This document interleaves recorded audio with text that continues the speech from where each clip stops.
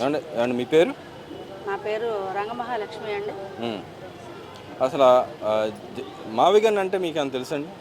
మావిగన్ను కొత్తగా జగన్ గారు కనిపెట్టారుగా మావిగన్ మాకైతే తెలియదులేండి. ఆ! అంటే మరి ఆయన ఏమన్నా మాకు అమరావతి ఒకటే తెలుసండి. అమరావతి ఒకటే తెలుసు. ఒకటే తెలుసు. మరేందండి సజ్జల రామకృష్ణారెడ్డి గాని, మన అంబటి రాంబాబు గాని, మావిగన్ అనేది చాలా ప్రజలకు విస్తృతంగా వెళ్ళిపోయింది. ఈ కూటమి నాయకులు కన్నుగుట్టింది అని చెప్పి మాట్లాడుతారు. నిజంగానే అక్కసుతో ఉన్నారంటే కూటమి నాయకులు సార్ నిజంగానే. ఒక్కటి చెప్తున్నాము. ఆ!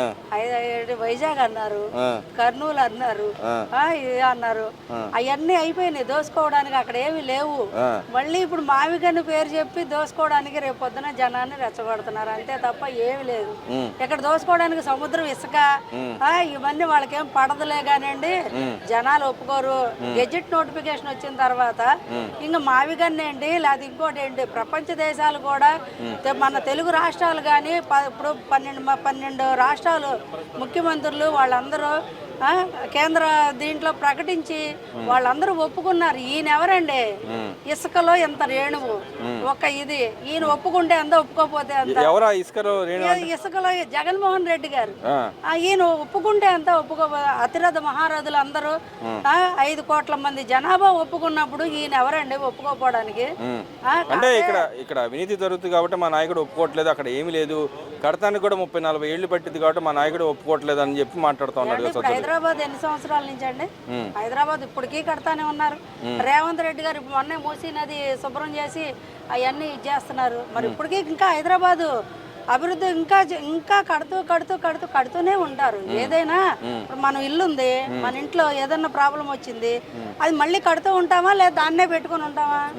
అలాగే ఎవరు ఎన్ని చెప్పినా మావిగన్ను కాదు ఏమీ కాదు. మన నిన్న షర్మిలారెడ్డి గారు చెప్పారు పాపం. ఆమె చెప్పిన మాటలకి అసలు జగన్మోహన్ రెడ్డికి అసలు చచ్చిపోవాలి లేదా అసలు పార్టీ నుంచి వైదొలగాలి, రాజీనామా చేసేసి దానికి కూడా ఇంట్లో కూర్చోవాలి. సొంత అన్న మీద అలా చెప్పింది చెల్లెలంటే నీ జ్ఞానం ఏదే, అజ్ఞానంగా ప్రవర్తిస్తున్నావు నువ్వు, అది కరెక్ట్ కాదు. అంటే ఇక్కడ ఇంకో మాట కూడా అడుగుతుంది కదా, గతంలో 3 రాజధానులలో నువ్వు అధికారంలో ఏం చేసావు అని అడుగుతుంది కదా. చాలా బాగా అడిగింది ఆమె. ఎందుకంటే ఒక ఆడపిల్ల అయ్యుండి, ఎందుకంటే అమరావతి రాజధాని అని అంతమంది ఆమెకి విజ్ఞత ఉంది, వాళ్ళ అన్నయ్యకి విజ్ఞత లేదు, సంస్కారం లేదు, ఏం లేదు. అంటే ఎందుకు లేదంటారా విజ్ఞత? ఎందుకు లేదంటారా? లేదండి, ఎందుకంటే పుట్టుకతో వస్తుంది ఏదైనా. రాజశేఖర్ ఇప్పుడు పుట్టుకతో వచ్చింది, ఆ పుట్టుక మరి అయితే మనం రాజశేఖర రెడ్డి గారిని కించపరచకూడదు. అలా కించపరిచే జగన్మోహన్ రెడ్డి గారు 11 సీట్లకే అసెంబ్లీలో మాట్లాడి 11 సీట్లకే అయ్యారు. అది మనం కూడా మాట్లాడకూడదు. అంటే ఇక్కడ రాజశేఖర రెడ్డి గారు వారసుడుగా మావాడే ఒక్కడే అని చెప్పి వాళ్ళ నాయకులు మాట్లాడతారు, మరి షర్మిల వారసురాలుగా మాట్లాడట్లేదు అంటారు. ఇక్కడ రాజశేఖర రెడ్డి గారిని బెదిరించే అదిరిచ్చే ముఖ్యమంత్రి నన్ను చేస్తావా నువ్వు దిగిపోతావా అని తండ్రినే ఇచ్చేసిన ఆయన చెల్లెలకి ఇది చేయకుండా ఉంటాడా? చెల్లి ఆస్తిలోనే పంపకం ఇవ్వలేదు. ఎన్టీ రామారావు గారు పెట్టిన పథకాన్ని ఆయన అమలు చేయలేదంటే ఎన్టీ రామారావు గారి మీద ఉన్న ఇది ఎంత కోపం ఉందో, చంద్రబాబు నాయుడు గారి మీద ఎంత కోపం ఉందో జనాలు తెలుసుకోవాలి. ఎందుకంటే ఆయన పెట్టాడు ఎన్టీ రామారావు గారు ఆడపిల్లకి సమాన హక్కు అని. ఏది జగన్మోహన్ రెడ్డి గారు పాటిస్తున్నారా?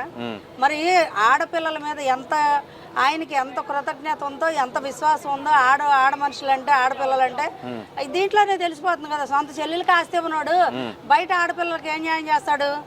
అంటే అసలు అమరావతి ముఖ్యమంత్రి అయ్యి అంటే ఇక్కడ అమరావతి వర్సెస్ మావిగన్ అనేది చర్చ నడుస్తోంది. మావిగన్ ఛానల్లోకి వెళ్ళిపోతా ఉందని సజ్జలు కూడా మాట్లాడుతూ ఉన్నారు. ఎవరండి వెళ్ళేది? సజ్జల గారు అసలు కొంపటి పెట్టబట్టే 11 సీట్లకి ఖాయమయ్యాడు. సజ్జల లాంటి వాళ్ళు ఉంటే రేపు పొద్దున అది కూడా రాదు, ఒక్క సీటు కూడా రాదేమో చూసుకోమనండి. అంటే అమరావతికి మావిగన్కి అసలు ఏంటమ్మా తేడా? ఆయన పక్కన జగన్మోహన్ రెడ్డి గారి పక్కన ఉన్నోళ్ళంతా ఆయన్ని ఏదో చేసి వాళ్ళు లబ్ధి పొందాలి, వాళ్ళు వెనకేసుకోవాలి డబ్బులు. 1,00,000 కోట్లు ఎలా పోగొట్టుకున్నారో బెనామీలుగా పెట్టుకుని ఆయన వ్యవహారం చేస్తున్నాడు కాబట్టి వాళ్ళు భజన చేస్తారు ఆయనకి, అంతే తప్ప మావిగన్ను లేదు, మామిడికాయ బద్దా లేదు. మరి ఇక్కడ చూసుకుంటే నిన్న ఏదైతే మన ఫైనాన్స్ మినిస్టర్ గారు ఏదైతే ఆయన వ్యాఖ్యలు చేయడం జరిగింది, నిన్నగా మొన్న మన వ్యవసాయ శాఖ మినిస్టర్ అచ్చెన్నాయుడు గారు కూడా గతంలో బొత్స గారు నాకు స్వయంగా చెప్పాడు, వైఎస్ఆర్ని హత్య చేయించింది, దగ్గరుండి హత్య చేసింది జగన్మోహన్ రెడ్డి అని చెప్పాడని చెప్పి ఆయన చెప్పిన దానికి వాళ్ళు లేదు మేము అనలేదని మాట్లాడుతాం. నిజం ఎంత ఉందంటారు దాంట్లో? సార్ దేశం మొత్తం ఎరిగింది, ఎరుగుదలే అది. ఆయన చెప్పడం అనే కాదుగా, న్యూస్ల్లో వచ్చినాయి అన్ని వచ్చి మరి ఆ రోజు ఎందుకు ఖండించలేదు? ఇవాళ ఎందుకు అచ్చెన్నాయుడు గారు మేము ఆ రోజు అది లేదు ఇది లేదు అంటున్నారు, మరి ఆ రోజే ఎందుకు ఖండించలే? ఎంతమంది చెప్పుకున్నారు, ఎన్ని పత్రికల్లో వచ్చినాయి, నువ్వు ఎక్కడ ఉన్నావు తండ్రి నిజంగానే ఆయన హత్య చేస్తుంటాడు జగన్మోహన్ రెడ్డి గారు. అది ఏదో లోగుట్టు పెరుమాళ్ళకి ఇరుక అంటారు. ఆయన ఎప్పుడైతే తండ్రి నువ్వు పక్క నుండి నన్ను ముఖ్యమంత్రిని చేయి నేను ఉంటానని ఆయన అన్నాడు, అప్పుడే కుట్ర కుతంత్రాలతో తయారయ్యి తండ్రిని లేపేసి ఈయన ముఖ్యమంత్రిగా అయ్యాడు. అంటే ఇక్కడ మనం వాస్తవం అది. మరి ఇక్కడ ఇంకో మాట కూడా అంటున్నారు బయోలికాష్ గారు, ఇంకో మాట కూడా అన్నారు.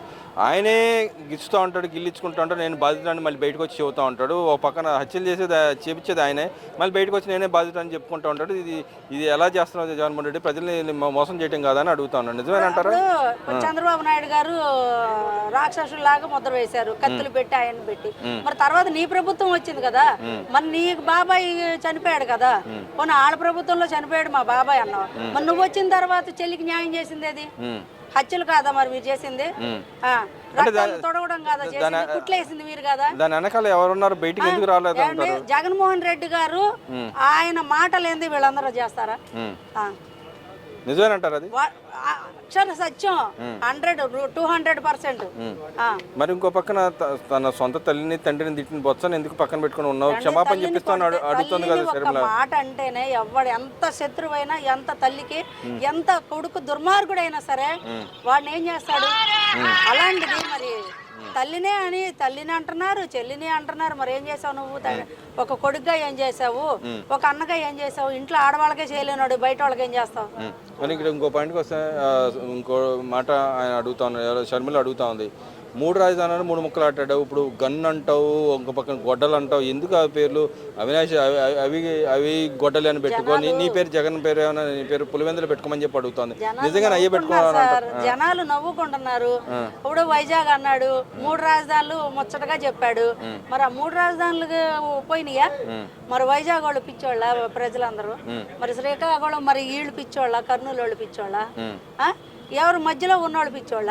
మరి ఈరోజు మళ్ళీ మావిగన్ మొదలు పెట్టావు, మళ్ళీ కొత్తగా ఇదొకటి తీసుకొచ్చావు. అంటే నీ ఉనికి కాపాడుకోవడానికి మావిగన్ పేరు పెట్టుకొని దోచుకోవడానికి నువ్వు చేసిన ఇదే తప్ప వేరే రకంగా అసలు అది కరెక్ట్ కాదు. అంటే మీలాంటి ప్రజలు కానీ మనలాంటి ప్రజలు కానీ ఎవరైనా వెళ్ళి ఆయన చెప్పిన 110 కిలోమీటర్లు ఎక్కడికి వెళ్ళి అజ్జీలు ఇవ్వగలమా? మనం ఇవ్వగలమా? ఎక్కడికి ఇస్తాం సార్? ఇప్పుడు సపోజ్ ఇప్పుడు బందర్ ఉంది, మచిలీపట్నం అని చెప్తున్నాడు. మచిలీపట్నం ఎక్కడ ఇస్తాం సార్ వెళ్ళి? ఇప్పుడు వైజాగ్ నుంచి ఇక్కడికి రావాలి, అక్కడి నుంచి కర్నూలు నుంచి ఇక్కడికి రావాలి, మధ్యలో ఉంది అమరావతి. మనకి దేనికైనా మనకి సంపద సృష్టించడం కానీ ఏదైనా సరే మనకి మధ్యలో ఉంది. ఇప్పుడు రైతులను బ్లేమ్ చేస్తున్నారు సార్. ఇక్కడ అంతా ఏమీ లేదు, వాళ్ళు 29 గ్రామాల వాళ్ళు మనకి భూములు ఇచ్చిన రైతుల్ని బ్లేమ్ చేస్తున్నాడు ఆయన. ఎవరిని చేయట్లేదు, బ్లేమ్ చేస్తున్నాడు. అంటే వాళ్ళ మీద ఖర్చు తీర్చుకుంటున్నావా? లేడీస్ మీద, నువ్వు ఆడవాళ్ళ మీద? మనం ఇక్కడ చూసుకుంటే అమరావతి అంటే ఒక ప్లేస్, ఆ ప్లేస్కి వెళ్ళి మనం అజ్జీ పెట్టుకోవడానికి కానీ ముఖ్యమంత్రి కానీ మనం కలవడానికి అవకాశం ఉంది. 110 కిలోమీటర్లు ఎక్కడికి వెళ్ళి కలవగలరంటారు మీరు? అవన్నీ ఉట్టి మాట్లాడండి. ఆయన ఏంటంటే లబ్ధి పొందాలి. రేపు మళ్ళీ 29లో నేను రాడండి. ఎందుకంటే అసలు ఉట్టి అసత్యం మాటలు ఎవరు నమ్మొద్దు దయచేసి. 5 కోట్ల ఆంధ్రులు అయినా వాళ్ళు నమ్మట్లేదండి జగన్మోహన్ రెడ్డి గారి సంగతి. ఎప్పుడో తెలిసిపోయింది. మనం అంతా వేస్ట్ మాట్లాడుకోవడం ఆయన గురించి. మరి ఫైనల్గా చెప్పండి, చంద్రబాబు నాయుడు గారు ఇప్పుడు కార్యకర్తల సమావేశం పెట్టి కార్యకర్తలతో పాటుగా స్కిల్ డెవలప్మెంట్ కార్యకర్తలు చేయడానికి ఎలా చూడొచ్చుంటారు? చాలా అద్భుతంగా జరుగుతున్నాయండి. ఎవరికి ఏ కోర్స్ కావాలనేది, నేను నా వృత్తి ఇది, నేను ఇది నేర్చుకోగలను, నేను ఇది నేర్చుకుంటాను, నాకు ఇది అని అంటే నేర్పిస్తున్నారు. ఎవరికి చేసుకోవాలనేది వాళ్ళకి కుల వృత్తులు కానీ ఏదైనా సరే వాళ్ళకి నేర్పిస్తున్నారు. పార్టీ పరంగా కూడా సంస్థాగతంగా వాళ్ళని డెవలప్మెంట్ చేయడం, మహిళలకు కానీ ఇటు పురుషులకు కానీ రేపొద్దున ఎలక్షన్లు ఎలా ఉండాలి ఏంటి అనేది కార్యకర్తలు నేర్పుతున్నారు కదా, దాన్ని ఎలా చూస్తుంటారు? కార్యకర్తలు ఉన్నామండి, వాళ్ళు ఎలా మాట్లాడాలి జనాలతో, రేపొద్దున డివిజన్లోకి వెళ్ళి ఎలా వాళ్ళని మోటివేట్ చేసుకోవాలి, ఏం చేయాలి అనేది కూడా నేర్పిస్తున్నారు. ఎందుకంటే మాకులాగా ఎదగాలి, మేము ఎదిగినట్టు వాళ్ళు కూడా ఎదగాలనే సంకల్పంతో ఆయన క్లాసులు పెట్టైనా చక్కగా అన్ని ఇక్కడ స్కిల్ డెవలప్మెంట్ అంటే మీలాంటి కార్యకర్తలు ఏం ఉపయోగం అమ్మా? దానివల్ల ఏం ఉపయోగం అంటారు? ఒక కింద నుంచి వచ్చిన మనిషే ఎదుగుతాడండి పైదాకా. కింద నుంచి మెట్టు ఇప్పుడు ఎక్కుతున్నాము, మెట్టు దగ్గర నుంచేగా ఎదిగేది మనిషి పైకి ఎక్కేది. మరి మెట్టును చూసుకోవాలి కదా, ముందు మెట్టే కదా పునాది. పునాది వేస్తున్నారంటారు? పునాది, ఆ పునాది వల్లే మెల్లమెల్లగా ఇప్పుడు ఉన్న నాయకులందరూ చిన్న మెట్టు దగ్గర నుంచే వచ్చారు. ఈ రోజు మరి మంత్రులుగా ఉన్నారు, మరి ఎమ్మెల్యేలుగా ఉన్నారు, మరి కార్పొరేషన్ చైర్మన్లుగా ఉన్నారు. మరి వీళ్ళందరూ అక్కడి నుంచి వచ్చిన వాళ్ళే కదా సార్. మరి అలాగే ప్రతి కార్యకర్త అలా విజయాలని చెప్పేసి చంద్రబాబు నాయుడు గారి ఆశయం. ఆ ఆశయ బాటలోనే మేము నడుస్తాం.